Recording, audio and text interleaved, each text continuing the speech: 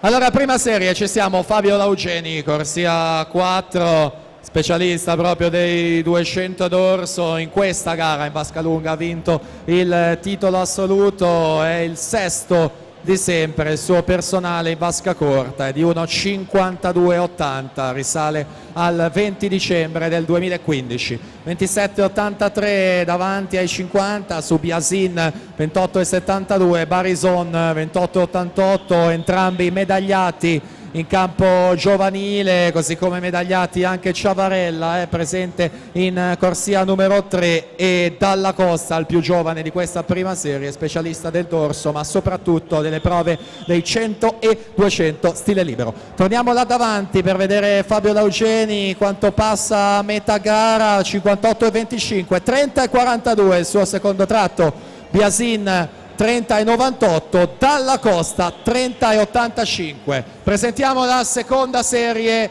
della categoria ragazze.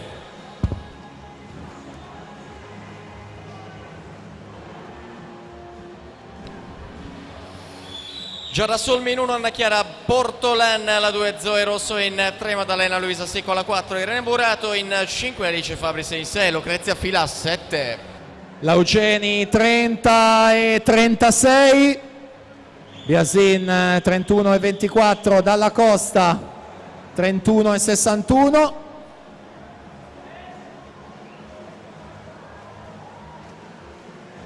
Quindi arriva la vittoria per Fabio Laugeni, importante in questo periodo della stagione, naturalmente riscontro cronometrico in piena fase di carico e lavoro, quindi Fabio Laugeni 1,59 e 15, siamo comunque al di sotto della barriera dei 2 minuti, a lui la vittoria. Davide Dalla Costa 2,02,02, Filippo Biasin 2,02 e 21 in terza posizione.